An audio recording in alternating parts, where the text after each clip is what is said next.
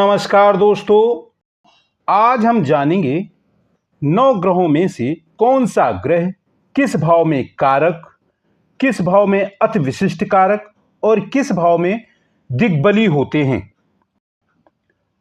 क्योंकि कुंडली में कोई भी लग्न हो, उसमें लग्न और भाव के स्वामी बदलते रहते हैं, मगर ग्रह स्थिर कारक होते हैं। ये कभी भी नहीं बदलते हैं।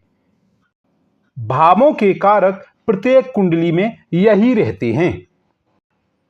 जैसे प्रथम भाव में सूर्य कारक होता है, द्वितीय भाव में गुरु, तृतीय भाव में मंगल, चतुर्थ भाव में चंद्र एवं बुध, पंचम भाव में गुरु, छठवें भाव में शनि एवं मंगल, सातवें भाव में शुक्र, अष्टम भाव में शनि, नवम भाव में सूर्य एवं गुरु, दसम भाव में सूर्य, बुध, गुरु और शनि, एकादश भाव में गुरु और द्वादश भाव में शनि। ये कारक होते हैं इन भावों में। अब इसको थोड़ा विस्तार से समझते हैं। जैसे सूर्य लग्न और नवम भाव में कारक होता है और दसम भाव में दिग्बली हो जाता है। 11वें भाव में स्थित होने पर यह अति विशिष्ट कारक ग्रह हो जाता है। अगर सूर्य इन भावों में हो तो वे इन भावों के लिए बहुत अधिक वृद्धि कारक होते हैं। जिसे किसी जातक की कुंडली में ऐसा सूर्य विद्यमान हो, उसे जीवन भर धन प्राप्ति होती ही रहती है। चंद्रमा चौथे भाव में कारक और चौथे भाव में ही दिग्बली भी होता है। यही चंद्रमा यदि लग्न एवं सप्तम भाव में स्थित हो तब अति विशिष्ट कारक हो जाता है। जिस किसी जातक की कुंडली में प्रथम भाव में चंद्रमा हो तो ऐसा जातक भावुक होता है, दूसरों का भला करने वाला होता है। ऐसा जातक समाज में सभी का हमेशा आदर करने वाला होता है। मान लेते हैं यही चंद्रमा किसी के सप्तम भाव में है तो ऐसे जातक और जातिका का स्वभाव बहुत ही सौम्य होता है। ये एक दूसरे का बहुत ही आदर करने वाले होते हैं। इनको पति और पत्नी भी बहुत सौम्य स्वभाव के ही मिलते हैं, जो एक दूसरे का काफी सम्मान करने वाले होते हैं। और मंगल ग्रह तीसरे भाव और छठे भाव में कारक होते हैं और दसम भाव में दिग्बली हो जाते हैं। यही मंगल दसम भाव में स्थित होने पर अति विशिष्ट योग कारक ग्रह हो जाते हैं। यदि इन भावों में जब मंगल बैठते हैं, अगर वो शुभ हों तो बहुत ही अच्छे फल देने वाले होते हैं। बुध चौथे एवं 10वें भाव में बुध कारक, प्रथम भाव में दिग्बली होता है। व्यापार और बुद्धि के कारक बुध यदि लग्न कुंडली के 11वें भाव में स्थित हो जाए तो अति विशिष्ट कारक ग्रह हो जाते हैं। ऐसा जातक किसी क्षेत्र में बंधा नहीं रहता है, बल्कि कई क्षेत्रों से धनार्जन करने वाला होता है। गुरु बृहस्पति लग्न कुंडली के दूसरे, 5वें, 9वें और 10वें और 11वें भाव के कारक ग्रह होते हैं। ये लग्न में दिग्बली होते हैं। यही गुरु लग्न कुंडली के पंचम एवं नवम भाव में अति विशिष्ट कारक ग्रह हो जाते हैं। जिस कुंडली में इन भावों में गुरु बृहस्पति बैठते हैं तो ऐसे जातक को जीवन में सभी प्रकार के सुख प्राप्त होते हैं और ऐसा जातक उच्च शिक्षा प्राप्त करने वाला व्यक्ति होता है। शुक्र सप्तम भाव का कारक और चतुर्थ भाव में दिग्बली होता है। यही शुक्र कुंडली के द्वादश भाव में स्थित होने पर अति विशिष्ट योग कारक ग्रह हो जाता है।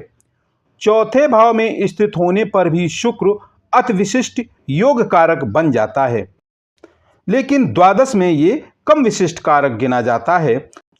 सप्तम में यह अति विशिष्ट योग कारक ग्रह होता है, लेकिन चतुर्थ में थोड़ा कम प्रभावशाली माना जाता है।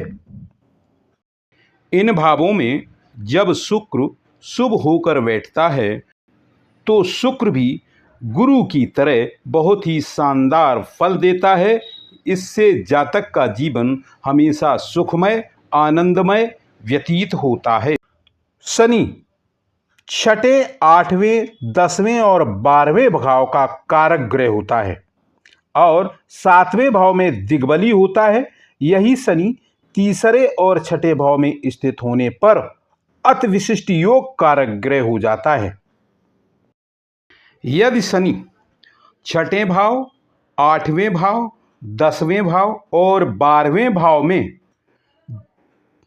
बलवान होकर बैठा हो तो शनि जातक के लिए बहुत ही शुभ कारक और योग कारक फलदायक होता है।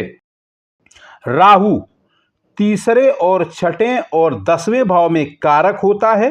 राहु तीसरे, छठवें, 10वें भाव में स्थित होने पर अति विशिष्ट योग कारक ग्रह भी माना जाता है।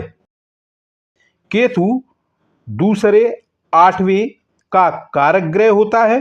केतु दूसरे और 8वें भाव में स्थित होने पर ही अति विशिष्ट कारक ग्रह भी माना जाता है। अब ये भी समझ लेते हैं कि कारक होता क्या है, कारक का फायदा क्या होता है। मान लेते हैं गुरु बृहस्पति द्वितीय भाव, पंचम भाव, नवम भाव, दसम भाव और एकादश भाव के कारक ग्रह हैं। यदि गुरु द्वितीय भाव में बैठा हो तो गुरु जातक को यहाँ काफी धन का फायदा देते हैं, यानी ऐसे जातक को धन कमाई करने के साधन बनते ही रहते हैं।